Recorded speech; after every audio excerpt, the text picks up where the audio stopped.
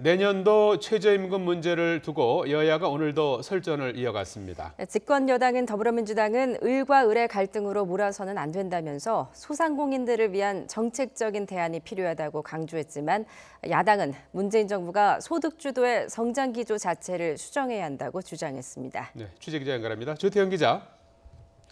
네, 국회입니다. 여야가 최저임금 인상을 놓고 상반된 반응을 내놨군요.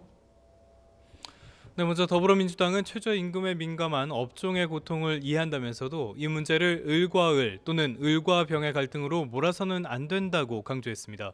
소상공인과 취업자의 갈등이 우려된다는 전망에 대한 답변인 건데요. 추미애 대표는 오전 회의에서 소상공인이 어려움을 겪는 원인은 대기업의 갑질과 불공정한 계약, 높은 임대료 때문이라면서도 목소리를 내기 어려운 현실에서 최저임금마저 인상되니 고통을 호소하는 상황을 이해하는 만큼 지원 방안을 보완해야 한다고 말했습니다. 추미애 대표의 말입니다.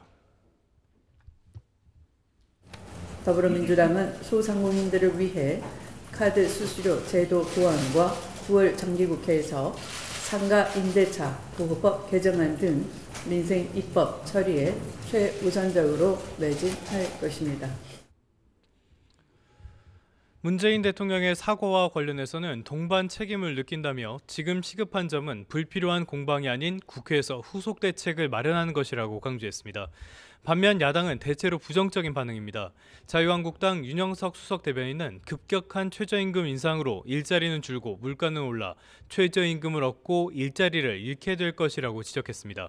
이어 우리 정부만 세계적인 추세와 반대의 길을 가고 있어 일자리 재앙이 현실화될 수 있다는 우려가 나온다고 강조했습니다.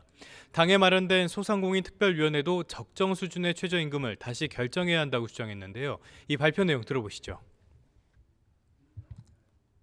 근로자위원, 사용자위원, 공익위원 3자의 정상 합의로 적정 수준의 최저임금을 다시 결정해 주실 것을 요청합니다. 문 대통령의 사과에 대해서도 이제 소득주도 성장 정책을 폐기하고 시장경제 원칙 확립과 규제 혁신을 통한 일자리 창출에 전력을 다해야 한다고 지적했습니다. 바른미래당의 김동철 비상대책위원장 역시 저소득층 일자리가 감소하는 상황에서 최저임금을 급격하게 올리는 건 현실과 동떨어진 문재인 정부의 인식을 보여주는 것이라며 아직 최종 결정이 남아있는 만큼 문재인 대통령이 직접 나서서 결단해야 한다고 강조했습니다. 김동철 위원장입니다. 국민 혈세가 투입되지 않는 수준에서 결정돼야 합니다. 내년도 최저임금 인상에 대해 아직 최종 결정이 남아있는 만큼 문재인 대통령이 직접 나서서 결단해 주시기 바랍니다. 자유한국당과 바른미래당은 최저임금 인상에 직격탄이 우려되는 편의점에 방문하는 등 최저임금 문제에 공동 대응에 나선 상태입니다.